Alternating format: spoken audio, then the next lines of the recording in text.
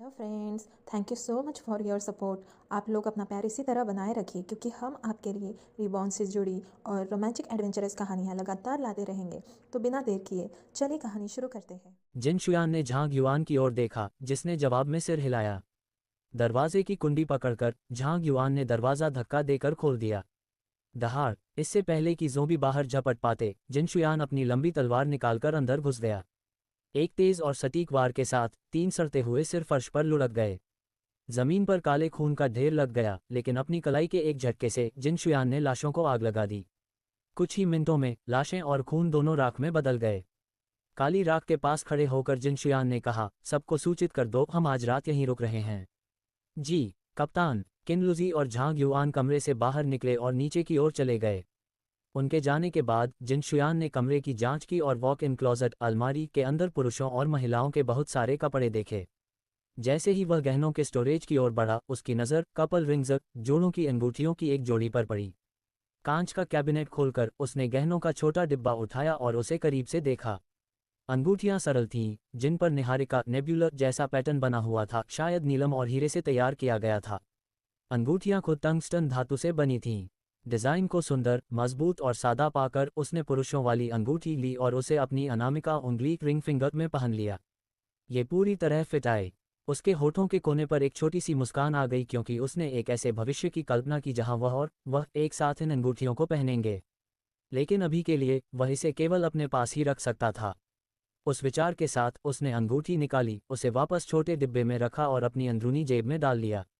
इसके बाद वह नीचे गया और रसोई क्षेत्र में दाखिल हुआ। अंदर किनलुजी पेंट्री में सामान की जांच कर रही थी, जबकि झांग युआन सैनिकों को सूचित करने चला गया था।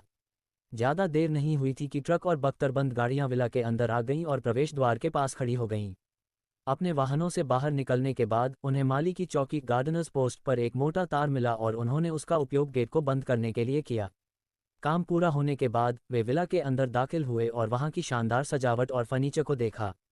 थके होने के बावजूद हर किसी ने पूरे घर की जांच सुनिश्चित की। कुछ ने गोदाम का निरीक्षण किया, कुछ छत पर गए और बाकी लोगों ने चारों ओर गश्त की। इस बीच शाओ क्यूई ऊपर गया और एक बेडरूम में दाखिल हुआ। जब उसने एच ब्रांड का डबल किंग साइज बेड देखा तो उसकी आंखें फटी रह गईं। एक साधारण परिवार से आने के नाते ये पहली बार था जब वह इतने शानदार विला के अंदर आया था। बेड देखना तो दूर की बात थी। वह पास गया, मुलायम कपड़े पर अपना हाथ फेरा और पछतावे के भाव के साथ बुदबुदाया, कितना अच्छा होता अगर मैं इसे अपने साथ ले जा पाता। अगले ही पल बेड अचानक गायब हो गया। अचानक सहारा छिन जाने से वह संभल नहीं पाया और लगभग मुंह के बल गिरते गिरते बचा। जमीन पर बैठे हुए उसने सदमे में चारों ओर देखा। बेड कहाँ गया? जैसे ही यह विचार उसके मन में आया, उसके दिमाग में एक खाली जगह, एक बक्से जैसी की छवि उभरी। उस जगह के बीच में गायब हुआ बेड करीने से रखा हुआ था। सच्चाई का एहसास होते ही उसकी आंखें फैल गईं। वह बक्सा उसके दिमाग के अंदर था। उसका दिल पागलपन की हद तक धड़क रहा था। वह लड़खड़ाते हुए अपने पैरों पर खड़ा हुआ और पीले चेहरे के साथ नीचे की ओर भागा। लिविंग रूम की जांच कर रहे सैनिक उसकी आवाज़ से चौंक गए।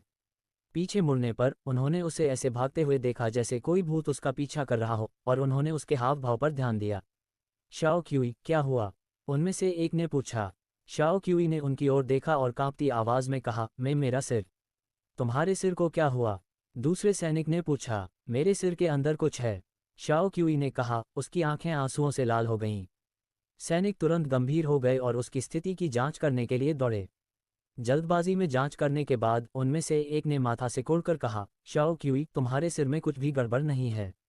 शाओ क्यूई ने पागलों की तरह सिर हिलाया और कहा, नहीं, यह अंदर है। सैनिक ने अपनी आंखें सिकोड़ी और पूछा, क्या तुम्हारे सिर के अंदर कुछ घुसा है?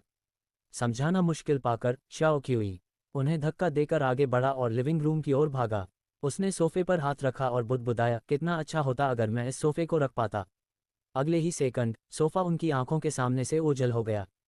ये देखकर सैनिक दंग रह गए और उनमें से एक चिल्लाया, ये क्या बकवास है? सोफा कहाँ गया? शाओ क्यूई उनकी ओर मुड़ा और चिल्लाकर बोला, यह मेरे सिर के अंदर है। क्या? सैनिक हक्के बक्के रह गए। उसका सिर तो इतना ही बड़ा था, एक सोफा संभवतः उसके अंदर कैसे फिट हो सकता था? ऐसा लगा जैसे शाओ क्यूई का सिर कहीं जोर से टकरा गया है और अब वह ऊटपटांग बातें कर रहा है। उनके संदेहपूर्ण भावों को देखकर शाओ क्यूई हताश हो गया और जोर देकर बोला, मैं पागल नहीं हूं। सोफा सच में मेरे सिर में है। जब वे उलझन में खड़े थे तभी जिन शुयान रसोई से बाहर आया और शांत आवाज में बोला, शाओ क्यूई, शांत हो जाओ। अपने कप्तान की आवाज़ सुनकर शाओ क्यूई आंसू भरी आंखों से उसकी ओर मुड़ा और कहा, कप्तान, मुझे लगता है कि मैं मरने वाला हूँ।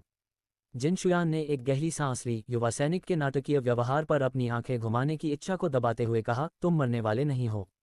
तुमने एक स्पेस टाइप एबिलिटी, स्थान प्रकार की क्षमता जागृत की है।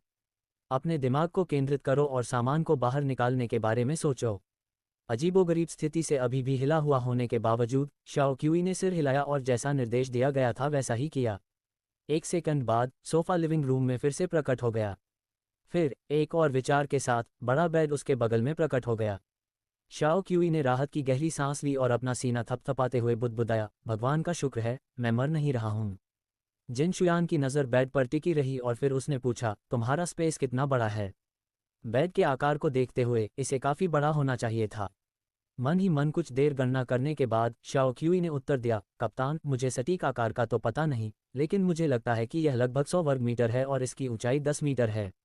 जिन शुयान ने अपनी भौहें ऊपर उठाईं। उसे जो पता था उसके अनुसार अधिकांश लेवल 0 स्पेस एबिलिटी उपयोगकर्ताओं के पास केवल 10 से 30 वर्ग मीटर का स्पेस होता था, जिसकी ऊंचाई 2 से 3 मीटर होती थी। एकमात्र लॉजिस्टिक टीम सदस्य शाओ क्यूई का स्पेस 1000 क्यूबिक मीटर था, इतना बड़ा कि उसमें 40 फीट के 15 कंटेनर समा सकें। यह उस सबसे शक्तिशाली स्पेस टाइप एबिलिटी वाले व्यक्ति से भी कहीं अधिक बड़ा था जिससे वह पहले मिला था। जिन शुयान के दिमाग में गहराई में दबी यादें अचानक इस विचार के साथ फिर से उभर आईं। अपना सिर झुकाकर उसने जल्दी से अपनी भावनाओं को छिपा लिया। थोड़ी देर की चुप्पी के बाद उसने ऊपर देखा और कहा, शाओ क्यूई, झांग युआन के साथ जाओ और सामान को अपने स्पेस में स्टोर जमा कर लो। शाओ क्यूई सीधा खड़ा हुआ और सलाम किया, जी कप्तान। जब वे अपना काम पूरा करने के लिए चले गए तो जिन शुयान बाकी लोगों की ओर मुड़ा और बोला, आओ, रात का खाना तैयार करने में मदद करो।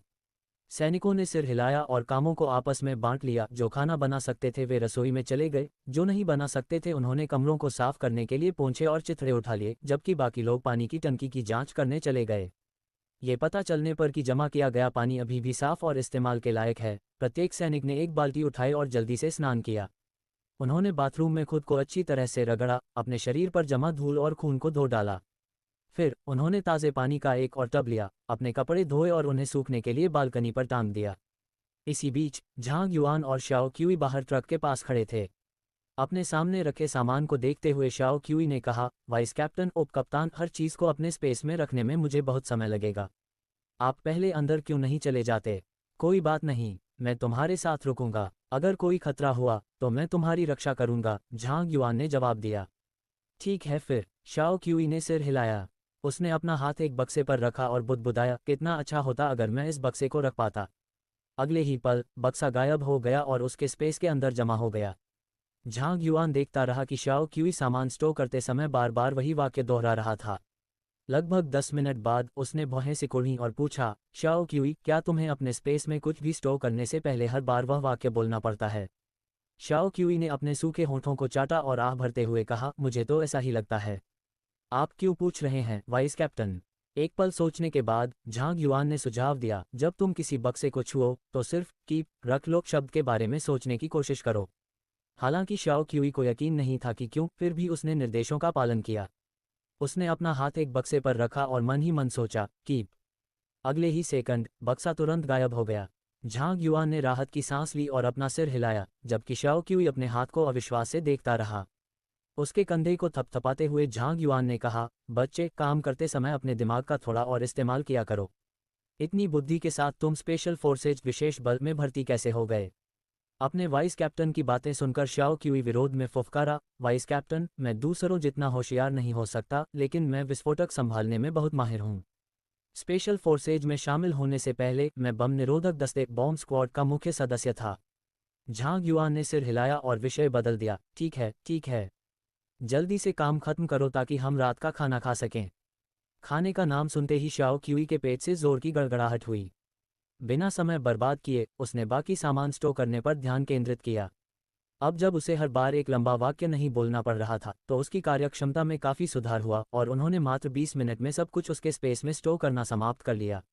जब काम पूरा हो गया तो उसे हल्का चक्कर महसूस हुआ। खुद को स्थिर करने के बाद उसने रिपोर्ट दी, वाइस कैप्टन, सब कुछ स्टोर हो गया है। झांग युआन ने उसके माथे पर आए पसीने को देखा और पूछा, क्या तुम ठीक हो?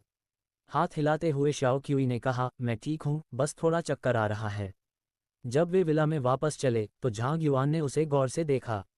ऐसा लगता था कि स्पेस टाइप एबिलिटी भी ऊर्जा की खपत करती है। हालांकि शाओ क्यूई जिस प्रकार की ऊर्जा का उपयोग कर रहा था वह उनके कप्तान की ऊर्जा से अलग लगती थी। जब वे अंदर दाखिल हुए तो उन्होंने देखा कि उनके साथी केवल बॉक्सर और स्लीवलेस शर्ट, बिना बाजू की कमीज पहने डाइनिंग टेबल के पास आराम से बैठे थे। उन्हें आते देख एक सैनिक ने पुकारा, शाओ क्यूई, वाइस कैप्टन, आपको पहले नहा लेना चाहिए और अपने कपड़े धो लेने चाहिए, वरना कल हमारे जाने से पहले वे सूख नहीं पाएंगे। समझ गया। जैसे ही झांग युआन और शाओ क्यूई ऊपर की ओर बढ़े, जिन शुयान रसोई से बाहर निकला और अपने सैनिकों की हालत देखकर तुरंत उसकी भौहें तन गईं। उन्हें घूरते हुए उसने पूछा, तुम्हारी पैंट और शर्ट आखिर कहाँ हैं? उनमें से एक सैनिक ने झेपते हुए अपना सिर खुजलाया और जवाब दिया, कप्तान, अपने बैकपैक से अपनी पैंट और कपड़े निकालना बहुत झंझट का काम है। हम यहाँ सब मर्द ही हैं, इसमें शर्माने की कोई बात नहीं है। कपड़े सूखने के बाद हम उन्हें वापस पहन लेंगे। जिन शुयान ने अपनी नाक के ऊपरी हिस्से को दबाया और कहा, क्या तुम मास्टर बेडरूम की अलमारी के कपड़े नहीं पहन सकते? वहाँ पुरुषों के बहुत सारे कपड़े हैं। उसकी बात सुनकर सैनिकों की आंखें चमक उठीं। बिना किसी हिचकिचाहट के वे दूसरी मंजिल की ओर दौड़े। थोड़ी देर बाद वे ब्रांडेड कपड़े पहनकर लौटे और अपने शरीर और मांसपेशियों की तुलना करने लगे।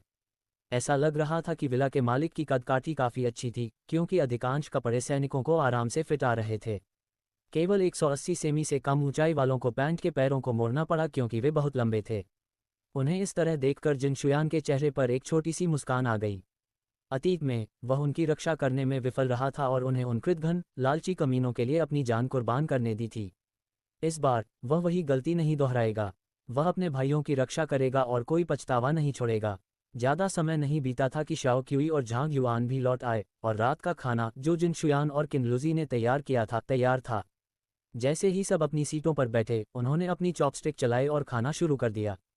डाइनिंग रूम में सन्नाटा छा गया, केवल कटोरियों से टकराती चॉपस्टिक्स की आवाज़ आ रही थी। रात के खाने के बाद शाओ क्यूई को आखिरकार अपने कप्तान को रिपोर्ट करने का समय मिला।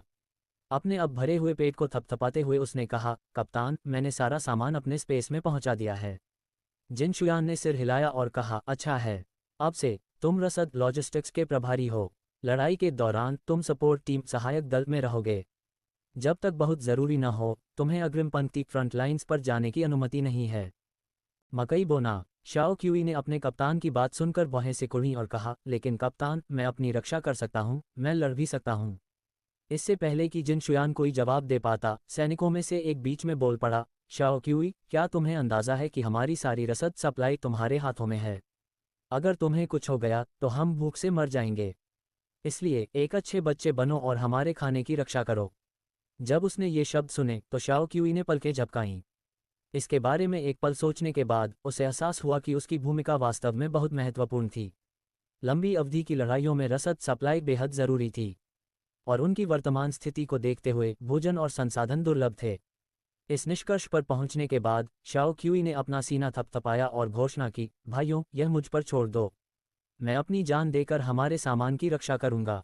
सैनिक ने सिर हिलाया और अपना अंगूठा उठाते हुए कहा, बहुत अच्छे। जिन शुयान ने शाओ क्यूई की ओर देखा, अपना सिर हिलाया और कहा, ठीक है, 2 टीमों में बंट जाओ। हम बारी बारी से गश्त करेंगे। जी कप्तान। जब टीमें तय हो गईं तो जिन शुयान ने पानी की एक बाल्टी उठाई और नहाने चला गया। पिछली बार ठीक से नहाए हुए उसे कई दिन बीत चुके थे और उसके शरीर से पसीने की दुर्गंध आ रही थी। कपड़ों पर लगे खून और सड़ते मांस के कारण ये गंध ज़ोंबियों से भी बदतर थी।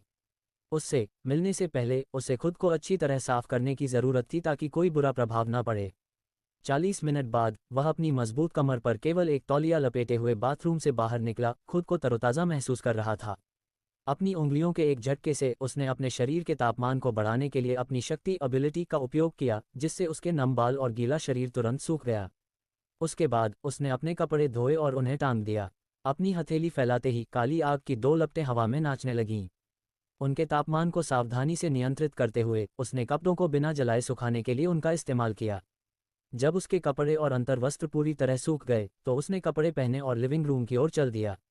चूंकि उसकी गश्त की ड्यूटी रात के दूसरे पहर में थी, इसलिए उसने पहले सोफे पर ही थोड़ी नींद लेने का फैसला किया। इस बीच लिन आन विश्वविद्यालय में जियाओ लीजी कुछ घंटों की नींद के बाद जागी। अपने धुंधले दिमाग को साफ करने में उसे कुछ मिनट लगे। ज़ोंबियों की दूर से आती दहाड़ सुनकर उसने अपनी घड़ी देखी और अपनी आंखें मलीं।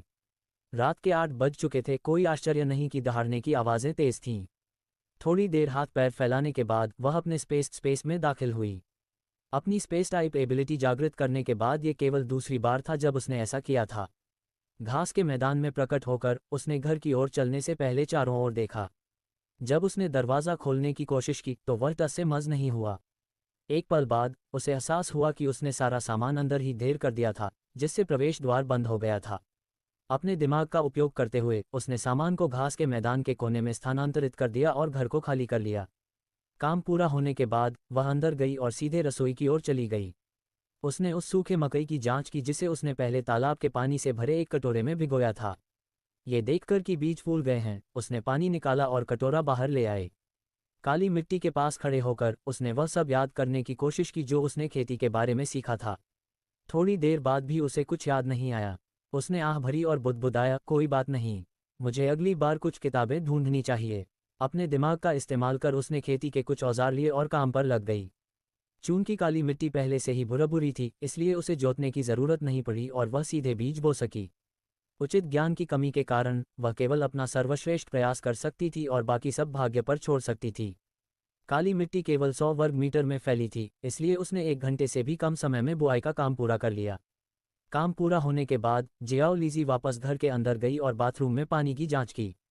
जब उसने नल खोला तो बाथटब में साफ पानी बहने लगा। उसने थोड़ा पानी हाथ में लेकर पिया। पानी का स्वाद बिल्कुल तालाब के पानी जैसा था।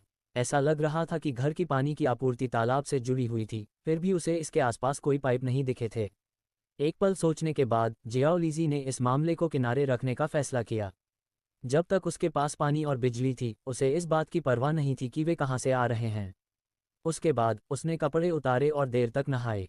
उसने अपनी त्वचा पर चिपके खून और सड़ी हुई गंध को हटाने के लिए अपने शरीर को कई बार रगड़ा। जब वह नहा चुकी तो वह एक तौलिए में लिपटी हुई और दूसरे से अपने बाल सुखाते हुए बाथरूम से बाहर निकली। ऊपर जाने से पहले उसने अपने गंदे कपड़े बाथरूम के दरवाजे के पास कपड़े धोने वाली टोकरी लॉन्ड्री बास्केट में डाल दिए। एक पल के लिए रुककर उसने अपने गंदे कपड़ों की ओर देखा और उन्हें बाद में धोने का फैसला किया। अगली बार जब वह सामान लेने बाहर जाएगी तो उसे एक वॉशिंग मशीन ढूंढनी होगी। जब वह स्पेस के अंदर अपने घर को सजाने के लिए आवश्यक वस्तुओं की एक मानसिक सूची बना रही थी तो वह दूसरी मंजिल के बेडरूम में गई और काले कपड़े और पैंट पहन ली। जैसे ही वह दीवार पर लगे शीशे के पास से गुजरी, वह अचानक ठिठक गई। ये सोचकर कि उसने कुछ गलत देखा है, वह पीछे हटी और अपने प्रतिबिंब की जांच की। हाथ बढ़ाकर उसने अपने बालों को छुआ और फुसफुसाई, ये कैसे संभव है? शीशे में दिख रही लड़की के बाल कंधों तक लंबे थे। उसे छोटे बाल कटवाए केवल 2 ही दिन हुए थे, फिर भी वे 5 सेंटीमीटर से ज़्यादा बढ़ चुके थे। चूंकि उसे और भी ज़रूरी काम निपटाने थे, इसलिए उसने बाद में इनसे निपटने का फैसला किया। उसने अपने बालों को एक हेयर बैंड से बांधा और रसोई में चली गई। रात के खाने के लिए उसने 2 कप इंस्टेंट नूडल्स, 2 तले हुए अंडे और कई सॉसेज बनाए। खाना खाते समय उसने केतली में तालाब का पानी उबाला और उसे थमस में भरकर रख लिया। फिर उसने 1 कप गर्म दूध बनाया। दूध खत्म करने के बाद उसने एक संतुष्ट आह भरी और अंततः अपने स्पेस से बाहर निकल गई। पेड़ पर फिर से प्रकट होकर उसने अपनी घड़ी देखी और उसे कुछ समझ आया। जबकि स्टोर किए गए सामानों के लिए समय स्थिर रहता था, उसका अपना शरीर अभी भी स्पेस के बाहर के समय का पालन कर रहा था। Mutated ability. जियाओ लीजी को यह समझ नहीं आया कि उसके स्पेस में समय और स्थान कैसे काम करते हैं और उसकी इसे सुझाने की कोई इच्छा भी नहीं थी। जब तक उसका स्पेस उसे लाभ पहुंचा रहा था, उसके लिए बस वही मायने रखता था। पेड़ से नीचे उतरने से पहले उसने एक काला मास्क पहना। फिर उसने अपना बैकपैक अपने स्पेस में रख दिया और एक स्टन गन और टेजर निकाला जो उसे हाई स्कूल में उसके साथ बैठने वाले सहपाठी ने आत्मरक्षा के लिए उपहार में दिए थे। उन चीज़ों को पकड़े हुए पुरानी यादों की एक लहर उसके मन में दौड़ गई। उसे आखिरी बार देखे हुए कई साल हो गए थे। क्या वह इस कयामत में बच पाया होगा या वह ज़ोंबी बन गया होगा? इन विचारों को झटकते हुए उसने ध्यान केंद्रित करने के लिए एक गहरी सांस ली। ये सुनिश्चित करने के बाद कि इलाका ज़ोंबियों से मुक्त है, वह नीचे उतरी और लेक्चर हॉल की इमारत की ओर चल दी। मुख्य दरवाजे से प्रवेश करने के बजाय वह शौचालय की खिड़की से अंदर घुसी। शौचालय क्षेत्र में प्रवेश करते ही पानी की कमी के कारण फ्लश न किए गए शौचालयों की दुर्गंध ने उस पर हमला बोल दिया। जैसे ही उस भीषण बदबू ने उसकी नाक पर प्रहार किया, जियाओ लीजी को वहीं पर उल्टी आने वाली थी। वह तुरंत गलियारे की ओर भागी, जहां हवा तुलनात्मक रूप से ताज़ा थी। हालांकि हवा में अभी भी हल्की सड़ांध थी, लेकिन शौचालय क्षेत्र की घिनौनी दुर्गंध की तुलना में ये कहीं अधिक सहने योग्य थी। अपने पेट को शांत करने के बाद उसने अपनी सांस रोकी और वापस अंदर भागी। वह टॉयलेट क्यूबिकल शौचालय के केबिन की दीवार पर चढ़ी और वेंटिलेशन डक्ट हवा निकासी का रास्ता के ढक्कन को खोल दिया। एक हल्की छलांग के साथ उसने खुद को ऊपर खींचा और अंदर रेंगने लगी। सौभाग्य से उसके दुबले शरीर और बड़े पाइप ने उसके लिए वहां से आगे बढ़ना संभव बना दिया। उसने शोर से बचने के लिए अपनी हरकतों को कम से कम रखा। जब भी उसे कोई खुला हिस्सा मिलता, वह अपनी स्थिति जांचने के लिए बाहर झांकती। 40 मिनट बाद वह आखिरकार लेक्चर हॉल के ऊपर वाले डक्ट तक पहुंच गई। ढक्कन के माध्यम से देखते हुए उसने छात्रों को एक कोने में सिमटे हुए देखा। कुछ सो रहे थे तो कुछ सुध बुध खोए बैठे थे। धीरे से उसने वेंट कवर को हटाया और अपना सिर नीचे किया। थोड़ा बाईं ओर मुड़ते ही उसकी नज़र टीचर काओ पर पड़ी, जो एक डिवाइडर स्क्रीन के पीछे टेबल पर एक छात्रा को दबाए हुए था। वह लड़की रो रही थी, लेकिन उसकी चीखने की हिम्मत नहीं हुई। वह केवल अपने होंठ चबा सकती थी और उस अपमान को सह सकती थी, जबकि उसके ऊपर सवार वह दरिंदा किसी पागल कुत्ते की तरह अपनी कमर हिला रहा था। ये दृश्य देखते ही जियाओ लीजी की आंखें ठंडी क्रोधित हो गईं। इस कयामत अपोकलिप्स में महिलाओं को अक्सर पुरुषों के लिए महज खिलौना बना दिया जाता था। यहाँ तक कि महिला एबिलिटी यूजर्स, शक्ति प्राप्त महिलाएं भी अपमान और शोषण से अछूती नहीं थीं। अपनी मुट्ठियां भींचते हुए उसने खुद को शांत रहने के लिए मजबूर किया। एक पल बाद उसने अपनी नज़र दाईं ओर घुमाई और पे यीजुन और उसकी टीम को देखा। वे जाग रहे थे, लेकिन उनके हाथ बंधे हुए थे और उनके मुंह में कपड़ा ठूंसा गया था। दीवार के सहारे झुके हुए वे कमज़ोर लग रहे थे, जैसे उन्होंने अपनी सारी ताकत खो दी हो। इस क्षण जियाओ लीजी को 80% यकीन था कि उस महिला की क्षमता एक म्यूटेटेड एबिलिटी, उत्परिवर्तित क्षमता थी। जहां तक उसकी क्षमता के प्रकार की बात थी, तो संभावना जहर या फिजिक्स भौतिकी के बीच थी। अपने पिछले जीवन में उसने एक डुअल एबिलिटी, दोहरी क्षमता वाले व्यक्ति के बारे में सुना था, जिसे पेई हीजुन ने सालों तक ढूंढा था। उसके पास अन्य एबिलिटी यूजर्स की शक्तियों को दबाने की क्षमता थी। जब तक लक्ष्य उसी के स्तर पर या उससे नीचे के स्तर पर होता, वे अपनी क्षमता का बिल्कुल भी उपयोग नहीं कर पाते थे। अपनी दुर्लभ शारीरिक क्षमता के साथ साथ उसने एक म्यूटेटेड एबिलिटी जहर भी प्राप्त की थी। वर्तमान स्थिति और पिछले जीवन के सुरागों को देखते हुए वह व्यक्ति यही महिला हो सकती थी। जब वह इस निष्कर्ष पर पहुंची तो उसके चेहरे पर एक मुस्कान आ गई। ऐसा लगता था कि इस दौरान उस महिला ने पेई यीजुन के साथ कुछ ऐसा किया था जिसके कारण उसने उसके सिर पर बड़ा इनाम रखा था। अपनी ठुड्डी सहलाते हुए उसने एक पल के लिए सोचा, फिर ढक्कन बंद किया और लेक्चर हॉल के बगल वाले कमरे की ओर रेंगने लगी। 10 मिनट बाद वह वेंटिलेशन पाइप से नीचे कूदी और अपने कपड़े झाड़े। उसने अपने धूल भरे कपड़ों को देखा और एक आह भरी। अगर उसे पता होता कि वह इतनी गंदी हो जाएगी, तो वह कपड़े बदलने की जहमत नहीं उठाती। चारों ओर देखते हुए जियाओ लीजी ने कोने में डेस्क और कुर्सियों का ढेर देखा। अगर वह उस महिला को मारना चाहती थी, तो उसे तब हमला करना होगा जब वह किसी और काम में व्यस्त हो। इसलिए उसने अभी के लिए छिपने का फैसला किया। जब वह छिपने की जगह ढूंढ रही थी, तभी बगल के कमरे में पेई यीजुन अपने सामने खड़ी महिला को घूर रहा था। महिला ने अपना हाथ बढ़ाकर उसके शरीर को सहलाया और कहा, पेई यीजुन, तुम वाकई कैंपस हॉर्ट्रोप कॉलेज की धड़कन के खिताब के लायक हो। अपने शरीर को देखो, यह जरूर स्वादिष्ट होगा। जब उन्होंने उसके शब्द सुने तो मोबिनिक्सु की आंखें फटी रह गई और उसने दबी हुई आवाजें निकाली, हूँ। उसने उस महिला को अपने मनपसंद पुरुष को छूने से रोकने के लिए अपने शरीर को हिलाने की कोशिश की, लेकिन उसके शरीर में मौजूद जहर के कारण वह एक मांसपेशी तक नहीं हिला पा रही थी। उस आवाज से चिढ़कर महिला ने अपना हाथ उठाया और उसे जोरदार तमाचा जड़ दिया। थप्पड़ की आवाज इतनी तेज थी कि सब चौंक गए। छात्रों ने नजर घुमाकर देखा, लेकिन किसी की मदद करने की हिम्मत नहीं हुई। उनके दिलों और आंखों में डर और निराशा भरी थी। इस डर से कि बहुत देर तक देखने पर वे भी लपेटे में ना आ जाएं, उन्होंने जल्दी से अपनी नजरें हटा ली या अपने सिर घुटनों में दबा लिए। इतने जोर का थप्पड़ खाने के बाद मोबिनिक्सु को चक्कर आने लगा और वह जमीन पर गिर पड़ी। महिला ने उसके बाल पकड़े और उसे अपना सिर उठाने के लिए मजबूर किया। मोबिनिक्सु के सूजे हुए गाल को देखते हुए उसने उस पर थूका और कहा, बेहतर होगा कि तुम तमीज से रहो, वरना मुझे तुम्हें भाई काओ के पास भेजने या अपने साथियों को तुम्हारे शरीर का स्वाद चखने देने में कोई आपत्ति नहीं होगी। अपनी बात पूरी करने के बाद उसने मोबिनिक्सु को जमीन पर पटक दिया और खड़ी हो गई। उसने छात्रों की ओर देखा और कहा, तुम दोनों इधर आओ। इशारा किए जाने पर छात्र केवल खुद को ऊपर धकेलकर वहां तक चल पाए। जब वे उसके सामने खड़े हुए तो महिला ने पेई यीजुन की ओर इशारा किया और कहा, इसे उठाकर अगले कमरे में ले जाओ। ह्यूमिलिएशन, अपमान। जैसे ही छात्रों ने उसके शब्द सुने, वे समझ गए कि वह क्या करना चाहती थी। उसकी क्षमता अजीब थी और कोई भी उससे अपना बचाव नहीं कर सकता था। जब तक वह अपनी क्षमता का उपयोग करती, वह उन्हें नियंत्रित कर सकती थी। कुछ लड़कों ने पहले ही उसकी क्षमता की शक्ति का स्वाद चख लिया था। यह ऐसा था जैसे उन्हें कोई कामोत्तेजक एफ्रोडिसियाक चीज दी गई हो। भले ही वे अनिच्छुक थे और अपमानित महसूस कर रहे थे, उनके शरीर में कोई ताकत नहीं थी, लेकिन वह हिस्सा पहले से कहीं ज्यादा सख्त था। अंततः उन्होंने भी महिला छात्रों की तरह अपमानित होने के अनुभव का स्वाद चख ही लिया। सौभाग्य से उनकी मानसिकता अधिक खुली थी और उन्होंने प्रक्रिया के दौरान बस अपनी आंखें बंद कर लीं, ये कल्पना करते हुए कि उनके ऊपर जो है वह उनकी प्रेमिका है या बस उनकी कोई एवी ऐप देवी। छात्रों ने पेई यीजुन की बाहें पकड़ी और उसे अगले कमरे में ले गए।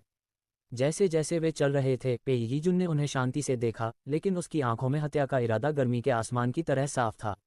जब छात्रों में से एक की नज़र उससे मिली तो वह कांप उठा और धीमी आवाज में बोला, सीनियर, कृपया हमें दोष न दें। हमारे पास भी उनके आदेश मानने के अलावा और कोई विकल्प नहीं है। हम केवल जीवित रहना चाहते हैं। अगर आप किसी को दोष देना चाहते हैं तो अपनी किस्मत को दें। सीनियर, बाद में बस अपनी आंखें बंद कर लेना और इसे ऐसे मान लेना जैसे किसी कुत्ते ने काट लिया हो, एक अन्य छात्र ने दया भाव से कहा। अगले कमरे में जाने के बाद उन्होंने पेई यीजुन को कोने में पड़े एक गंदे गद्दे पर घसीट दिया। काम हो जाने के बाद दोनों छात्र जल्दी से कमरे से बाहर निकल गए।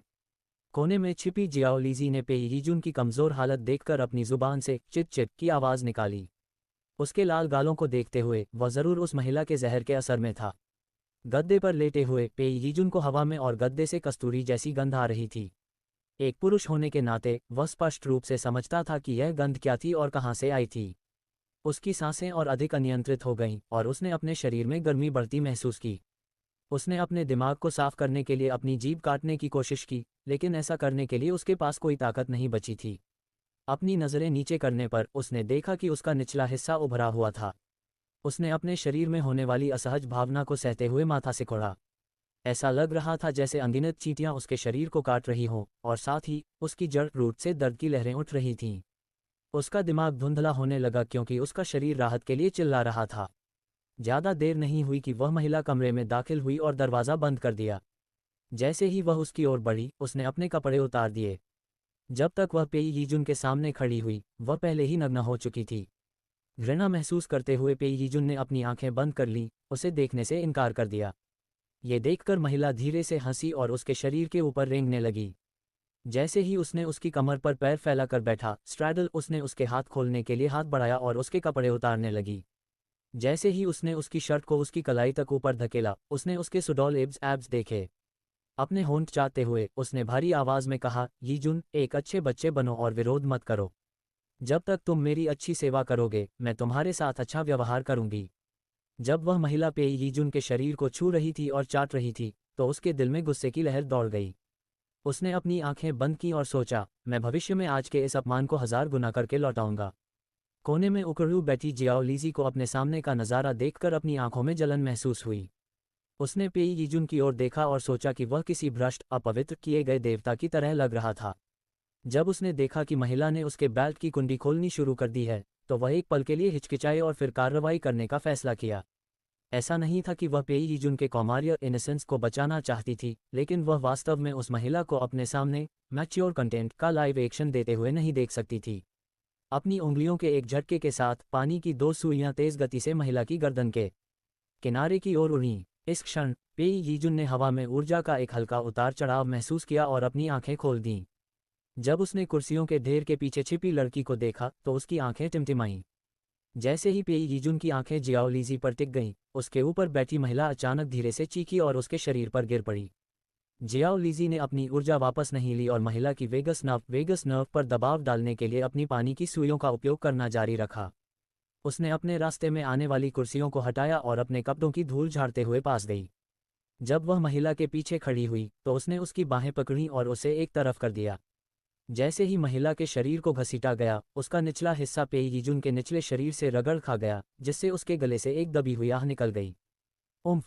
जियाओ लीजी पानी की सुइयों को नियंत्रित करने में इतनी केंद्रित थी कि उसने इस पर ध्यान नहीं दिया। ज़ोंबियों को आकर्षित करने से बचने के लिए उसने अपनी पानी की सुइयों को नियंत्रित किया और महिला के शरीर की नसों को काट दिया। फिर उसने अपनी उंगलियों को झटका दिया और पानी की सुइयों का उपयोग करके महिला के क्रिस्टल कोर्स की तलाश की। ज्यादा देर नहीं हुई कि महिला की कनपटी से 2 छोटे क्रिस्टल कोर गिर गए। उन्हें उठाकर उसने पानी की सुइयों को नियंत्रित किया। जैसे ही पानी की सुइयां महिला के शरीर से बाहर आईं और कोर के ऊपर तैरने लगी, उसने अपनी ऊर्जा वापस ले ली और सुइयां पानी की छप-छप में बदल गईं, जिससे कोर पर लगा खून साफ हो गया। उसने क्रिस्टल कोर को अपने स्पेस में रखा और पेई यीजुन की स्थिति जांचने के लिए मुड़ी। जैसे ही उसने उसकी हालत देखी, वह दंग रह गई। जैसे ही उसकी नज़र उसकी पैनी आंखों से मिली, उसने जल्दी से उसकी बांह पकड़ी और उसके शरीर को दूसरी तरफ घुमा दिया। हालांकि उस महिला ने उसके कपड़े पूरी तरह से नहीं उतारे थे, लेकिन उसने पहले ही उसकी पैंट नीचे खींच दी थी और वह बाहर था। जब वह छवि उसके दिमाग में आई तो जियाओ लीजी ने अपना सिर हिलाया और कहा, मैंने कुछ नहीं देखा। उसकी ओर पीठ होने के कारण पेई यीजुन यह नहीं देख सका कि वह क्या कर रही थी या क्या सोच रही थी। इस समय उस महिला द्वारा अपमानित महसूस करने के अलावा वह वास्तव में अजीब और शर्मिंदा महसूस कर रहा था। जब जियाओ लीजी ने उसके शरीर की ओर देखा तो उसकी प्रतिक्रिया और भी तीव्र हो गई थी। जहर साफ करना। पेई यीजुन क्या सोच रहा था, यह न जानते हुए जियाओ लीजी ने अपनी हथेली उसके हाथ पर रखी और कहा, सीनियर, मैं जहर निकालने की कोशिश करूंगी, कृपया इसे सहन करें। अपनी आंखें बंद करके उसने अपनी ऊर्जा की एक धारा उसके शरीर में भेजी। हालांकि हीलिंग टाइप उपचार प्रकार की क्षमताएं जहर को ठीक करने और घावों को भरने के लिए सबसे अच्छी थीं, लेकिन वाटर टाइप जल प्रकार और वुड टाइप काष्ठ प्रकार की क्षमताएं भी ऐसा कर सकती थीं। बस इतना था कि इसमें ऊर्जा की खपत अधिक होती थी और सभी एबिलिटी यूजर्स हीलिंग गुण प्राप्त नहीं कर सकते थे। केवल म्यूटेटेड एबिलिटी वाले लोग ही ऐसा कर सकते थे। अभी जियाओ लीजी को यह नहीं पता था कि क्या उसकी जल क्षमता भी म्यूटेटेड थी, जैसा कि उसके पिछले जीवन में था। इसलिए वह केवल कोशिश ही कर सकती थी। अगर वह ऐसा नहीं कर पाती तो वह उसे बस और अधिक तालाब का पानी पिला देती और उसे अपने हाल पर छोड़ देती। थोड़ी देर बाद उसे आखिरकार पेई यीजुन के शरीर के अंदर ऊर्जा महसूस हुई। जब उसकी जल ऊर्जा ने इंडिगो गहरे नीले रंग की ऊर्जा को छुआ तो उसके शरीर में अचानक सुन्नता महसूस हुई। ऐसा लगा जैसे उसे बिजली का झटका लगा हो। यह महसूस करते हुए कि यह उसकी थंडर टाइप बिजली प्रकार ऊर्जा थी, जियाओ लीजी ने उससे बचते हुए दूसरी ऊर्जा की तलाश की। जब वह उस महिला की जहरीली ऊर्जा को खोजने में व्यस्त थी, तब पेई यीजुन लगभग अपना आपा खो चुका था। वह नहीं जानता था कि वह उसके शरीर के साथ क्या कर रही थी, लेकिन हर थोड़ी देर में उसे अपने भीतर सुन्नता फैलती महसूस होती थी। अपनी रीढ़ की हड्डी के निचले हिस्से टेलबोन में होने वाली झंझनाहट भरी सुन्नता पर वह कराह उठा। पसीना उसके माथे और शरीर को ढक चुका था क्योंकि वह खुद को मुक्त करने की इच्छा को रोकने की कोशिश कर रहा था। उसने अपनी नज़रें नीचे की और अपने भाई निचले हिस्से को बिना रुके फड़कते हुए देखा। इतना ही नहीं, वह और भी बड़ा और सख्त हो गया था। उसी समय जियाओ लीजी को आखिरकार पेई यीजुन के शरीर के अंदर छिपी हुई भूरी ऊर्जा मिल गई। अपनी ऊर्जा का उपयोग करते हुए उसने जहर को उसके शरीर से बाहर धकेला। वह तब झिझकी जब उसे एहसास हुआ कि जहर को बाहर निकालने के लिए उसके पास कोई रास्ता निकास नहीं था। जैसे ही उसने जहर निकालने के लिए उसकी उंगली पर छेद करने का सोचा, उसे एक बल महसूस हुआ जो उसकी ऊर्जा और जहर दोनों को उसके शरीर के एक विशिष्ट हिस्से की ओर धकेल रहा था। ये सोचकर कि उसने स्थिति पर नियंत्रण पा लिया है, उसने जल्दी से अपनी ऊर्जा वापस खींच ली। नगह जैसे ही उसने अपनी आंखें खोलीं, उसने उसकी दबी हुई कराह सुनी और उसकी मांसपेशियों को तनते हुए तथा शरीर को कांपते हुए देखा। इस डर से कि कहीं उपचार से उसे चोट न लग गई हो, वह उसकी स्थिति जांचने के लिए आगे बढ़ी। लेकिन इससे पहले कि वह उसे छू पाती, उसने खुद को ऊपर धकेला और अपनी पैंट ऊपर खींच ली। ये देखकर कि वह खुद कपड़े पहनने में सक्षम है, जियाओ लीजी ने राहत की सांस ली और कहा, सीनियर, जहर अब तक साफ हो जाना चाहिए। ये कहने के बाद वह कुर्सियों के ढेर के पास गई और नीचे झुकी। उसने उस पर एक नज़र डाली और देखा कि वह अभी भी कपड़े पहन रहा था, इसलिए उसने जल्दी से अपने स्पेस से अपना बैकपैक निकाल लिया। फिर वह पास गई और उसे पानी की एक बोतल थमाते हुए कहा, सीनियर, आपको पहले थोड़ा पानी पीना चाहिए। अपनी रिलीज मुक्ति के बाद पेई यीजुन का दिल अभी भी तेज धड़क रहा था और वह नहीं चाहता था कि वह उसकी शर्मनाक स्थिति देखे। बिना पीछे मुड़े उसने पानी लिया और भारी आवाज में कहा, धन्यवाद। जियाओ लीजी ने उसकी पीठ की ओर देखा और एक आह भरी। उसके जैसे स्वाभिमानी व्यक्ति के लिए वह दूसरों को अपना शर्मनाक रूप दिखाने के लिए कतई तैयार नहीं रहा होगा। उसने एक पल के लिए सोचा, फिर अपने स्पेस से एक साफ्ती शर्ट निकाली और उसे पानी के पास रख दिया। सीनियर, मैं वहां आपका इंतजार करूंगी। हमें अभी भी आपके साथियों को बचाना है। तो आप। इससे पहले कि वह अपनी बात पूरी करती, उसने बीच में ही टोक दिया, मुझे पता है। उसे एक और नज़र देखने के बाद वह दरवाजे की ओर चली गई और उसकी ओर पीट करके उसका इंतजार करने लगी। उसके कदमों की आवाज़ दूर होती सुनकर पेई यीजुन ने आखिरकार अपना सिर घुमाया और उसकी पीठ की ओर देखा। उसने पानी पिया और उसे खत्म करने के बाद अपने कपड़े बदले। अपने गंदे कपड़ों का उपयोग करते हुए उसने खुद को पोंछा और अपना बेल्ट बांधा। जब वह खड़ा हुआ तो उसकी ताकत अभी पूरी तरह वापस नहीं आई थी और उसे सहारे के लिए दीवार पकड़नी पड़ी। एक पल के बाद उसने बेहतर महसूस किया और वह महिला की लाश के पास गया। महिला की कनपटी पर छोटे से घाव को देखकर पे यीजुन की आंखें ठंडी हो गईं। अपनी कलाई के एक झटके के साथ बिजली की एक चिंगारी उसके घाव में समा गई। ज्यादा देर नहीं हुई कि महिला के शरीर से धुआं उठने लगा और उसकी त्वचा धीरे धीरे फटने लगी। जलने की गंध पाकर जियाओ लीजी ने अपना सिर घुमाया और देखा कि महिला का शरीर अंदर से बाहर तक भून दिया गया था।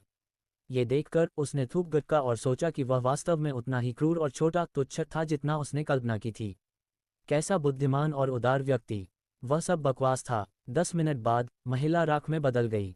जैसे ही हवा चली, राख हर तरफ बिखर गई।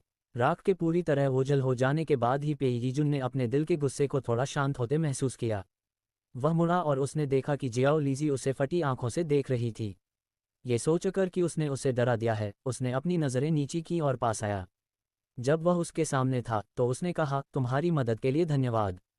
जियाओ लीजी ने उसे एक पल के लिए गौर से देखा और फिर कहा, सीनियर, अगर आप मेरा शुक्रिया अदा करना चाहते हैं तो बस अगली बार मुझे और रसद सप्लाई दे देना। जब पे यीजुन ने यह सुना तो उसने उसकी आंखों में झांका, ये समझने की कोशिश करते हुए कि वह क्या सोच रही है। उसने सोचा था कि वह उसकी आंखों में घृणा, खुशी या कम से कम उपहास देखेगा। अप्रत्याशित रूप से उसे कुछ भी नहीं दिखा। उसकी आंखें इतनी साफ थीं मानो उसने उसका सबसे अपमानजनक क्षण देखा ही न हो। वह नहीं जानता था कि क्या वह केवल अपने विचारों को छिपाने में माहिर थी या वह वास्तव में इसके बारे में कुछ नहीं सोचती थी। लेकिन अभी उसे ये देखकर सुकून मिला कि वह उसके साथ पहले जैसा ही व्यवहार कर रही थी। उसे एक पल देखने के बाद वह मुस्कुराया और सिर हिलाया, ठीक है सीनियर, मैंने पहले स्थिति की जांच की थी।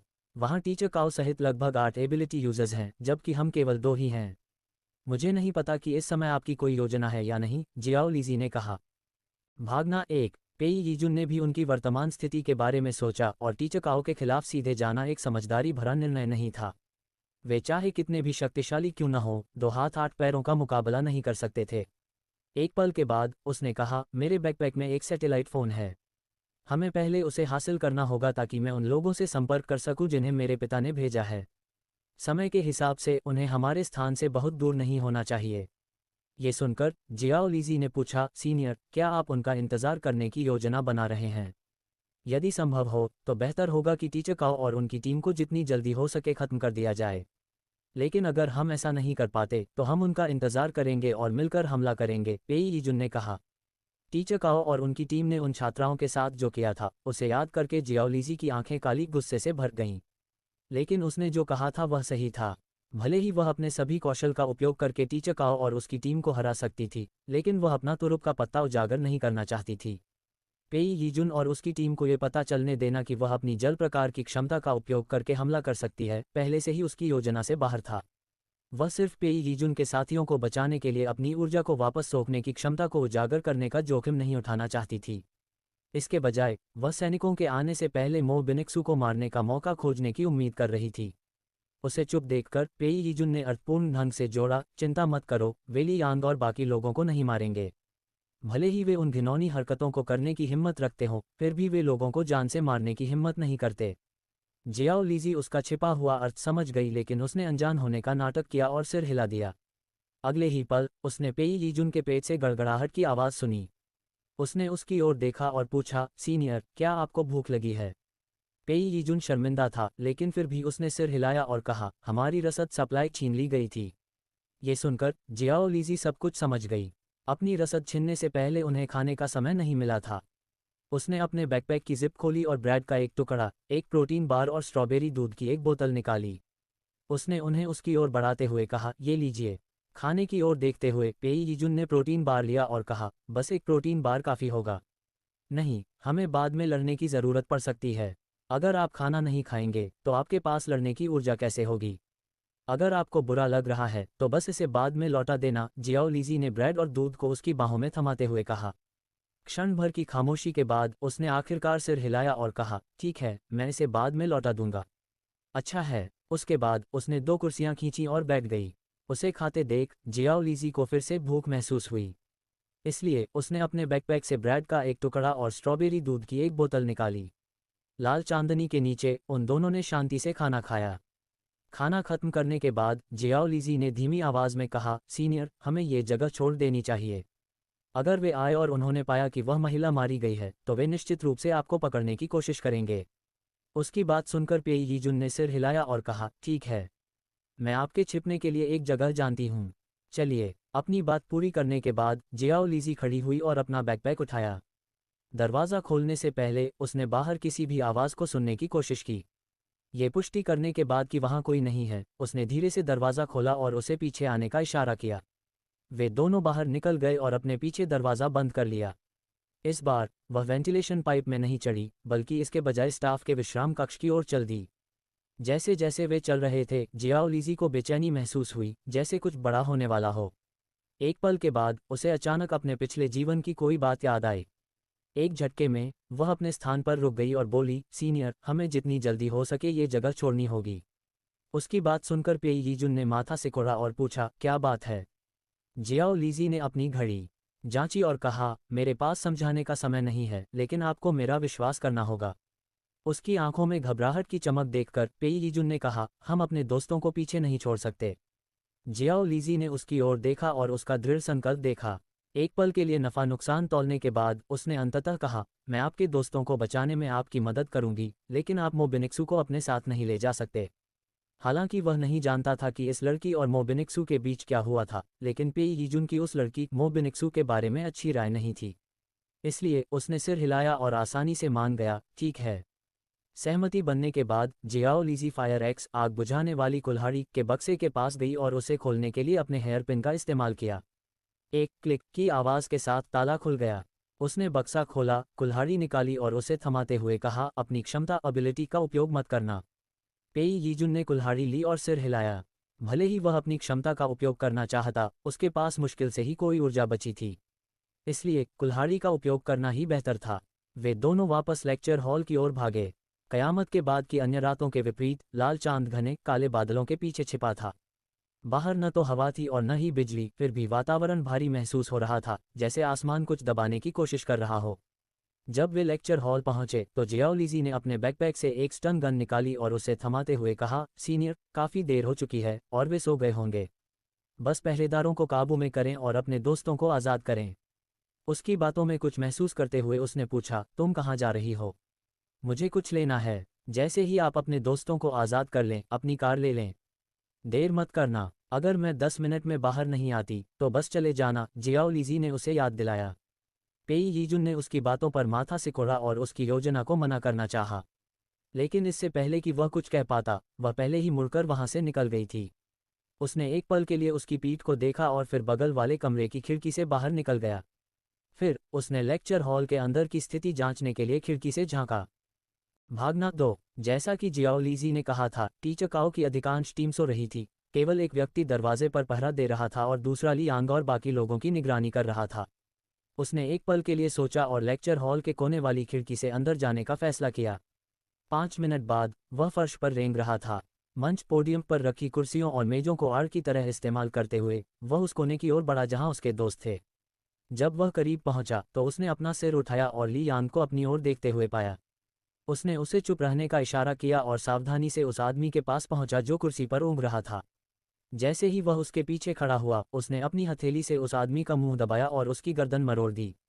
एक कड़क की आवाज़ के साथ उस आदमी की आंखों की रोशनी बुझ गई और वह फर्श पर ढेर हो गया। उसने लाश को धीरे से नीचे रखा और अपनी कमर झुकाकर अपनी टीम के स्थान की ओर चला। पहरेदार की नज़र से बचने के लिए उनके शरीरों का इस्तेमाल करते हुए उसने धीमी आवाज़ में उनके हाथ खोल दिए, कोई आवाज़ मत करना। हम जितनी जल्दी हो सके यहाँ से निकलेंगे। जब उन्होंने उसकी आवाज़ सुनी तो उनकी आंखें आश्चर्य से फैल गईं और उन्होंने सिर हिला दिया। मोबिनिक्सू ने उसे देखने के लिए अपना सिर घुमाया और उसकी गर्दन तथा हंसली कॉलरबोन्स पर निशान देखे। जैसे ही उसकी नज़र उन हिकी चूमे जाने के निशान और खरोंच के निशानों पर पड़ी, उसकी आंखों में घृणा चमक उठी। उस क्षण उसे महसूस हुआ कि वह उस महिला द्वारा अपवित्र कर दिया गया था। उसे एक ऐसा पुरुष होना चाहिए था जिसे किसी ने छुआ न हो और जो शिखर पर खड़ा हो। वह उस बदसूरत महिला द्वारा दूषित कैसे हो सकता था? पेई यीजुन ने उसकी नज़र और उसकी आंखों में उभरते भावों को देख लिया। भले ही उसे छुआ और चूमा गया था, लेकिन उसके और उस महिला के बीच कुछ नहीं हुआ था। लेकिन उसने स्पष्टीकरण देने की परवाह नहीं की। आखिरकार मोबिनिक्सू उसके लिए कोई मायने नहीं रखती थी। अपने दोस्तों को खोलने के बाद उसने कहा, मेरे पीछे आओ। उन्हें जाते देख मोबिनिक्सू की आंखें सदमे से फैल गईं। उसने उन्हें आज़ाद करने के लिए दबी हुई उसकी ओर कर दी, इस उम्मीद में कि वह जल्द से जल्द उसके हाथ खोल देगी। दुर्भाग्य से आज़ाद होने के बजाय उसे चू जिमियाओ ने बेहोश कर दिया। गर्दन पर हाथ से एक सटीक वार के साथ मोबिनिक्सू की आंखें ऊपर चढ़ गईं और वह धप से जमीन पर गिर पड़ी। उसे बेहोश करने के बाद चू जिमियाओ ने उसके शरीर की तलाशी ली और उसकी जेब में कई पारदर्शी क्रिस्टल पाए। क्रिस्टल देखकर वह उलझन में थी कि यह महिला इन्हें अपने पास क्यों रखेगी। फिर भी उसने उन्हें ले लिया। उसने क्रिस्टल अपनी जेब में रखे और जल्दी से अपनी टीम के साथ हो ली। बादलों के कारण चांदनी रुकी हुई थी, जिससे वह कोना अंधेरे में डूबा हुआ था, इसलिए दरवाजे पर पहरा दे रहे आदमी ने उनकी हरकतों पर बिल्कुल ध्यान नहीं दिया।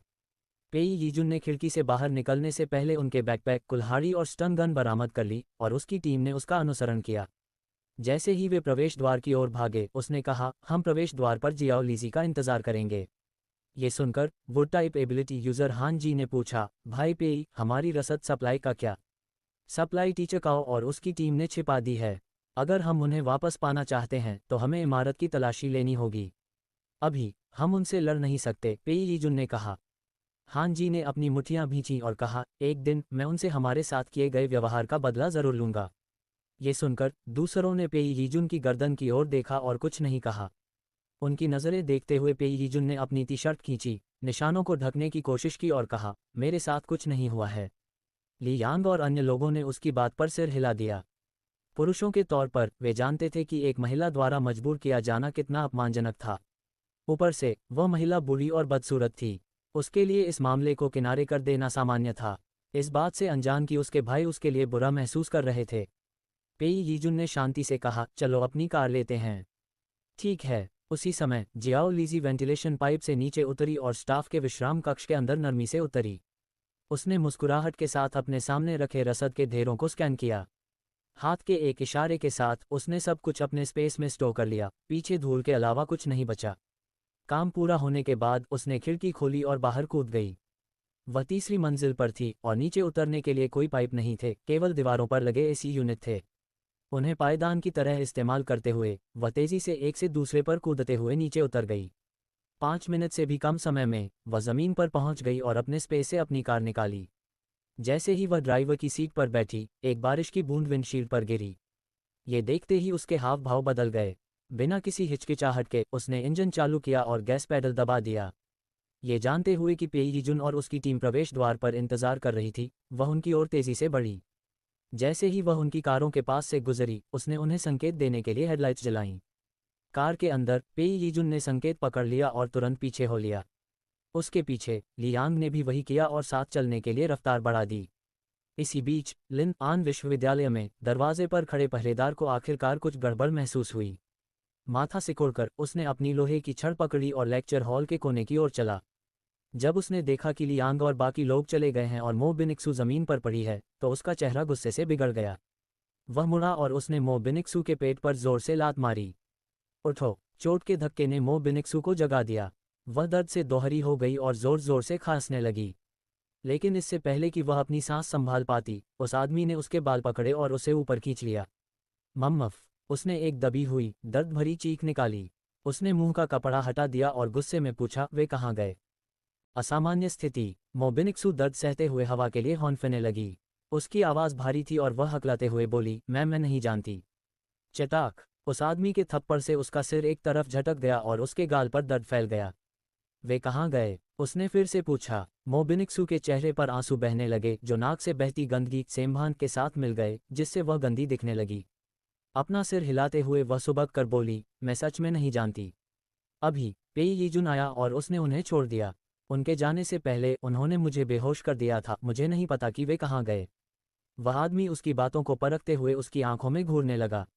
एक पल के बाद उसे यकीन हो गया कि वह झूठ नहीं बोल रही थी। उसने घुराते हुए उसे जमीन पर धक्का दिया और कहा, मैं तुझसे बाद में निपटूंगा। फिर वह मुड़ा और टीचकाओ को रिपोर्ट करने के लिए तेजी से निकल गया। फर्श पर लेटी हुई मो बिनिक्सू की हथेलियां कसकर मुट्ठियों में भिंच गईं। उसका शरीर कांप रहा था, लेकिन ये केवल डर से नहीं था, ये क्रोध और नफरत थी। वह अभी भी पेई यीजुन के उस ठंडे चेहरे को देख पा रही थी जब उसने उसे अकेला छोड़ दिया था। अपने दांत पीसते हुए वह जहरीले स्वर में बुदबुदाई, पेई यीजुन, चू जिमियाओ, एक दिन मैं तुम दोनों को मार डालूंगी। उसकी आवाज़ भारी और कमज़ोर थी, लेकिन उसमें छिपी नफरत साफ झलक रही थी। पहरेदार विभाजित सोने वाले क्षेत्र स्लीपिंग एरिया में पहुंचा और पुकारा, भाई काओ! वे छोकरे भाग गए। ये सुनकर टीचर काओ की भौहें तन गईं। उसने अपने बगल में सो रही छात्रा को एक तरफ धकेला और उठकर बैठ गया। अपना चेहरा रगड़ते हुए उसने चिढ़कर पूछा, वे साले भाग कैसे गए? ओल्ड लू कहाँ है? मुझे नहीं पता। उसकी बात पर टीचर काओ का चेहरा काला पड़ गया और वह चिल्लाया, जाओ उस कुतिया को ढूंढो। वही पेई यीजुन को ले गई थी। उसे जरूर कुछ पता होगा। उसका गुस्सा देखकर वह आदमी सिर हिलाकर तेजी से निकल गया। उसके जाने के बाद टीचर काओ खड़ा हुआ, अपनी पैंट पहनी और मो बिनिक्सू की ओर चल दिया। वह उसकी आंखों में मनोरंजन की चमक लिए उसके सामने उकड़ू बैठा। उसने एक पल के लिए उसे देखा और कहा, बिनिक्सू, तुमने पेई यीजुन के लिए मेरी सेवा करने से मना कर दिया था, लेकिन अब खुद को देखो। वह भागा और बिना सोचे समझे तुम्हें पीछे छोड़ गया। क्या तुम उससे नफरत करती हो, या तुम अब भी उसे पसंद करती हो? मोबिनिक्सू ने अपना सिर उठाया, उसकी आंखें ठंडी और तिरस्कार से भरी थीं। उसने उपहास करते हुए कहा, उससे तुम्हारा क्या लेना देना? उसकी जिद्दी नज़र देखकर टीचर काओ धीरे से हंसा और बोला, भूखा रहना दर्दनाक होगा, है ना? अगर तुम मेरी औरत बन जाओ तो मैं गारंटी दे सकता हूं कि तुम फिर कभी भूखी नहीं रहोगी। जैसे ही उसने उसके शब्द सुने और उसे अपने शरीर को वासना भरी नज़रों से घूरते हुए देखा, मोबिनिक्सू का चेहरा घृणा से बिगड़ गया। बिना किसी हिचकिचाहट के उसने उसके चेहरे पर थूका और कहा, पे भले ही मैं भूख से मर जाऊं, मैं तुम्हारे जैसे कचरे के साथ सोने के लिए कभी खुद को नहीं गिराऊंगी। टीचर काओ ने अपनी आंखें बंद की और अपने गाल से थूक पोंछा। फिर उसने अचानक उसका गला पकड़ लिया और उसे जमीन से ऊपर उठा दिया। मोबिनिक्सू का चेहरा लाल हो गया और उसने हताशा में अपने पैर चलाए। हाथ अभी भी बंधे होने के कारण वह मुकाबला नहीं कर सकती थी और केवल अपनी गर्दन को उसकी पकड़ से छुड़ाने की कोशिश में अपने शरीर को मरोड़ रही थी। उग खे दृष्टि धुंधली होने के साथ ही आंसू, नाक की गंदगी और लार उसके चेहरे पर पुत गई। उसके फेफड़े जलने लगे और दम घुटने का भयानक दर्द उसके सीने को चीरने लगा। उसे शुद्ध आतंक के साथ एहसास हुआ कि वह मरने वाली है। टीचर काओ एक विकृत मुस्कान के साथ उसे तड़पते हुए देख रहा था। जैसे ही वह बेहोश होने वाली थी, उसने अपनी पकड़ ढीली कर दी। मोबिनिक्सू फर्श पर गिर पड़ी और हवा के लिए हौंफते हुए जोर जोर से खांसने लगी। खांस खांस खांस। अभी अभी मौत के करीब पहुंचने के अनुभव से उसका पूरा शरीर कांप उठा और डर उसकी हड्डियों तक समा गया। उसने अपनी मुट्ठियां जोर से भींच लीं। अब उसके पास एक सुपर पावर थी। वह यहाँ नहीं मर सकती थी। टीचर काओ ने फिर से उसकी ओर हाथ बढ़ाया, लेकिन इससे पहले कि वह उसे छू पाता, उसका अधीनस्थ जूनियर वापस दौड़कर आया। भाई काओ, वह कहीं नहीं मिल रही। इस जानकारी से टीचर काओ का चेहरा और भी काला पड़ गया। उसकी मुट्ठियां भिंच गईं और वह गुर्राया, उस कुतिया और उन छोकरों को ढूंढो। बाहर अंधेरा है, वे जरूर इसी इमारत में छिपे होंगे और ज्यादा दूर नहीं जा सकते थे। जी। उसके शब्द सुनते ही वह आदमी दूसरों को जगाने के लिए भाग गया। कुछ ही मिनटों में टीचर काओ की पूरी टीम पेई यीजुन के समूह की तलाश में पूरी इमारत छानने लगी। जब वे उनकी तलाश कर रहे थे, जियाओ लीजी, पेई यीजुन और उसकी टीम लिन आन विश्वविद्यालय से पहले ही कुछ किलोमीटर दूर निकल चुके थे। जीप के अंदर टीम के सदस्यों में से एक, फैंग युन, ने अंधेरे आसमान की ओर देखा और कहा, यीजुन, क्या कुछ अजीब महसूस नहीं हो रहा? पेई यीजुन ने सड़क पर वापस ध्यान केंद्रित करने से पहले उसे संक्षेप में देखा। एक पल के बाद उसने कहा, मैंने एक भी ज़ोंबी नहीं देखा है। पैसेंजर सीट पर बैठे फैंग युन ने खिड़की से बाहर देखा और जोड़ा, आसमान काले बादलों से ढका है। ऐसा लग रहा है कि बारिश होने वाली है। पिछली सीट पर अर्थ टाइप एबिलिटी यूजर लुओ जिंग ने कहा, क्या बारिश एक अच्छी चीज़ नहीं है? हमारा सामान छीन लिया गया है। अगर बारिश होती है तो कम से कम हम पीने के लिए पानी इकट्ठा कर सकते हैं। उनकी बातें सुनकर पेई यीजुन खामोश रहा। जियाओ लीजी की पहले की प्रतिक्रिया को देखते हुए यह बारिश कोई अच्छी चीज़ नहीं थी। उसके सीने में भारीपन का एहसास हर सेकंड के साथ बढ़ता जा रहा था।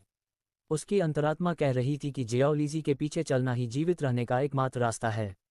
इसीलिए उसने अपनी जान जोखिम में डालकर इकट्ठा की गई रसद सप्लाई को छोड़ने की परवाह किए बिना उसकी योजना के साथ चलने में कोई संकोच नहीं किया। इसी बीच सामने वाली कार में जियाओ लीजी बारिश से बचने के लिए किसी आश्रय की तलाश में अपने आसपास के वातावरण को स्कैन कर रही थी। गाड़ी चलाते समय वह बार बार अपनी घड़ी देख रही थी। आधी रात होने वाली थी और उसके पास अब ज्यादा समय नहीं बचा था। 5 मिनट बाद उसे आखिरकार एक 3 मंजिला रेस्टोरेंट दिखाई दिया। बिना किसी हिचकिचाहट के उसने पहिया घुमाया और उसे पार्किंग स्थल में ले गई। ये देखकर पेई यीजुन और ली यांग उसके ठीक पीछे पीछे हो लिए। जैसे ही उसकी कार रुकी, जियाओ लीजी ने इंजन बंद किया, चाबी निकाली और गुप्त खाने कंपार्टमेंट और पिछली सीट से सारा सामान अपने स्पेस में स्टोर कर लिया। फिर वह बाहर निकली और बोली, सामान को अंदर पहुंचाने में मेरी मदद करें। यह आ गया। उसका अनुरोध सुनते ही पेई यीजुन और उसकी टीम ने जल्दी से रसद सप्लाई उतार दी। जल्दबाजी के एक अकथनीय एहसास ने उन्हें और तेज काम करने के लिए प्रेरित किया। काम पूरा होने के बाद जियाओ लीजी कार को ढकने के लिए कुछ ढूंढने गई। ये देखकर पेई यीजुन पीछे हो लिया और पूछा, तुम क्या ढूंढ रही हो? कार को ढकने के लिए कुछ, उसने इलाके को स्कैन करते हुए जवाब दिया। वह इमारत के किनारे की ओर चली गई और उसे गली में कचरे का ढेर दिखाई दिया। फेंके गए कचरे के बीच उसे बक्से, फटे हुए कपड़े और सबसे महत्वपूर्ण, कई तिरपाल मिले, हालांकि कुछ में छोटे छेद थे। उसने जल्दी से उन्हें बाहर निकाला और कहा, सीनियर, मेरी मदद करें। पेई यीजुन को समझ नहीं आया कि वह इतनी जिद क्यों कर रही थी, लेकिन फिर भी उसने तिरपाल उठाने में उसकी मदद की। जब उन्होंने कारों को ढका तब तक ली यांग और बाकी लोगों ने रेस्टोरेंट की तलाशी ले ली थी। रसोई के अंदर उन्होंने पाया कि वह रसद से पूरी तरह भरी हुई थी। अच्छा हुआ कि यहाँ अभी भी भोजन है, वरना हम मुसीबत में पड़ जाते, चू जिमियाओ ने राहत की सांस लेते हुए कहा। प्यास महसूस करते हुए लियांग ने अपने सूखे होठों को चाटा और पूछा, मियाओ मियाओ, क्या तुम हमें थोड़ा पानी देने के लिए पर्याप्त रूप से ठीक हो गई हो? चू जिमियाओ ने उसकी हालत देखी और माथा सिकुड़ा, मुझे सक्षम होना चाहिए। ये सुनकर लियांग की आंखें चमक उठीं। उसने जल्दी से एक साफ कप ढूंढा और उसे थमा दिया, बस एक या दो घूंट। खुद पर बहुत दबाव मत डालना। ठीक है। उसने अपनी तर्जनी उंगलियों को कप के ऊपर रखा और अपनी ऊर्जा केंद्रित की। धीरे धीरे पानी की एक पतली धारा कप में टपकने लगी। हालांकि उसकी ऊर्जा अभी पूरी तरह वापस नहीं आई थी और उसके शरीर में जहर अभी भी बना हुआ था, जो उसके कोर को बाधित कर रहा था। अभी अपनी क्षमता का उपयोग करना उसके सिर में अनगिनत सुइयां चुभने जैसा महसूस हो रहा था। जब तक कप आधा भरा तब तक उसके माथे पर ठंडा पसीना आ गया था। ये देखकर ली यांग ने चिंता में कहा, मियाओ मियाओ, रुक जाओ, इतना काफी है। हकीकत में वापस आते हुए चू जिमियाओ रुक गई, उसका शरीर चक्कर के कारण डगमगा रहा था। ली यांग ने उसे स्थिर करने के लिए जल्दी से हाथ बढ़ाया और चिंता के साथ चिल्लाया, मियाओ मियाओ। अपनी सांसें वापस पाने के बाद उसने उसे कप थमा दिया और कहा, मैं ठीक हूँ। पहले तुम पियो। ली यांग ने उसे ले लिया लेकिन उसे उसके होठों से लगाकर कहा, पहले तुम पियो। चू जिमियाओ हिचकिचाई, फिर उसे वापस करने से पहले एक छोटा घूंट लिया और कहा, तुम भी पियो। इस बार ली यांग ने मना नहीं किया और एक घूंट पानी पिया। चूंकि पानी सीमित था, प्रत्येक व्यक्ति ने केवल एक घूंट लिया और कुछ पेई यीजुन के लिए छोड़ दिया। जब वे मुख्य क्षेत्र में लौटे तो जियाओ लीजी और पेई यीजुन पहले ही रेस्टोरेंट में प्रवेश कर चुके थे। उनके पीले पड़े चेहरों को देखकर जियाओ लीजी ने कहा, यहाँ खाना और पानी है। अपनी ज़रूरत के हिसाब से लें और अपनी ऊर्जा भरें। उसकी बात सुनकर उन्होंने झिझकते हुए एक दूसरे को देखा। भले ही रसद वहाँ थी, लेकिन वह जियाओ लीजी की थी। बिना अनुमति के उसे लेना सही नहीं लग रहा था। उनके विचारों को समझते हुए पेई यीजुन ने कहा, तुम जो कुछ भी ले रहे हो उसे बस नोट कर लो। जब हमें और रसद मिलेगी तो हम उसे लौटा देंगे। भाई पेई, रसोई में खाना है, हमें बस थोड़े पानी की ज़रूरत है, चू जिमियाओ ने कहा। तो जो चाहिए वह ले लो, जियाओ लीजी ने जवाब दिया, जो पहले से ही खिड़कियों और वेंटिलेशन पाइपों की जांच कर रही थी। धन्यवाद, चू जिमियाओ ने कहा। उसकी अनुमति से उन्होंने थोड़ा पानी लिया और खाना बनाना शुरू कर दिया। हालांकि बिजली नहीं थी, लेकिन चूल्हे गैस पर चलते थे जिससे वे भोजन तैयार कर सके। इस बीच जियाओ लीजी ने डक्ट टेप ढूंढा और नालियों, वेंट और खिड़कियों को सील करना शुरू कर दिया। जैसे ही उसने पहली मंजिल को सुरक्षित किया, वह दूसरी मंजिल की ओर बढ़ गई। दरवाज़ा खोलते ही वह क्षण भर के लिए दंग रह गई। ये पूरी मंजिल एक स्टोरेज एरिया, भंडारण क्षेत्र थी। चूंकि रेस्टोरेंट बर्गर और पिज्जा में विशेषज्ञ था, इसलिए अधिकांश स्टॉक में आटा, डिब्बाबंद भोजन, पनीर और सॉसेज शामिल थे। बिना किसी हिचकिचाहट के उसने खिड़कियों और वेंट को सील करने से पहले सब कुछ अपने स्पेस में स्टोर कर लिया। फिर वह तीसरी मंजिल पर चली गई। यह मंजिल एक ऑफिस थी जिसमें डेस्क, कुर्सियां, स्टेशनरी और एक सोफा सेट था। उसने जगह को पूरी तरह से सील करने से पहले सब कुछ स्टोर कर लिया। ये सुनिश्चित करने के बाद कि कोई खुला हिस्सा नहीं है, उसने अपनी घड़ी देखी, आधी रात होने में 2 मिनट। खिड़की के पास खड़े होकर उसने आसमान को देखा और अपने मन में गिनती शुरू की, 5, 4, 3, 2, 1। यह आ गया। अगले ही पल पूरे आसमान में गड़गड़ाहट हुई, जिसके बाद बिजली की तेज चमक दिखाई दी। कुछ ही पलों बाद बारिश की बूंदें गिरने लगीं। बारिश जल्दी ही तेज हो गई, खिड़कियों से टकराने लगी और बाहर तेज हवाएं चलने लगीं। जियाओ लीजी सुन्न होकर बाहर देखती रही। इस तूफान के बाद दुनिया और भी खतरनाक हो जाएगी, उसने मन ही मन सोचा। उसी समय पहाड़ी सड़क के किनारे एक विला में जिनशुयान खिड़की के पास खड़ा गहरी चिंता के साथ बारिश को देख रहा था। इतना लंबा समय बीत चुका था कि वह इस बारिश के बारे में लगभग भूल ही गया था। मुड़ते हुए उसने जल्दी से अपनी टीम को एक एक करके जगाया। 5 मिनट बाद सब लिविंग रूम में इकट्ठा थे, उसके आदेशों का इंतजार कर रहे थे। उनके सामने खड़े होकर जिन शुयान ने कहा, टेप या जो कुछ भी आप इस्तेमाल कर सकते हैं उसे ढूंढें, सीवक, पाइप, नल, खिड़कियों और दरवाजों को सील कर दें। सुनिश्चित करें कि कोई अंतराल या खुला हिस्सा न रहे। टीम के 2 सदस्यों ने हाथ उठाए और उनमें से एक ने कहा, कप्तान, मेरे और मेरे भाई दोनों के पास मेटल टाइप एबिलिटी धातु प्रकार की क्षमता है। हम सीवक, पाइप और नलों को सील कर सकते हैं। जिन शुयान ने सिर हिलाया और कहा, अच्छा है, मैं ये तुम पर छोड़ता हूँ। फिर वह बाकी लोगों की ओर मुड़ा और जोड़ा, बाकी लोग वेनमो और वेनकाई की सहायता करें। हर कोने को ध्यान से जांचें। सैनिकों ने सावधान की मुद्रा में आकर एक स्वर में उत्तर दिया, जी कप्तान। बिना किसी हिचकिचाहट के वे व्यवस्थित तरीके से अपने कार्यों को पूरा करने के लिए बंध गए और लिविंग रूम में झांग युआन को जिन शुयान के साथ अकेला छोड़ दिया। झांग युआन ने अपने कप्तान के तनावपूर्ण चेहरे का अध्ययन किया और बेचैनी महसूस की। वह आगे बढ़ा और पूछा, कप्तान, क्या आपको लगता है कि कुछ बुरा होने वाला है? जिन शुयान ने बारिश को देखा, जो जल्दी ही तूफान में बदल रही थी, और कहा, झांग युआन, इस बारिश में कुछ गड़बड़ है। सुनिश्चित करो कि हर कोई घर के अंदर रहे।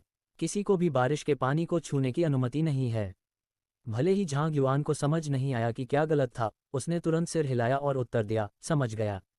जैसे ही वह जाने के लिए मुड़ा, जिन शुयान ने जोड़ा, हर आधे घंटे में उनका तापमान जांचो। यदि किसी को बुखार आता है तो उन्हें एक अलग कमरे में आइसोलेट अलग कर दो और मुझे रिपोर्ट करो।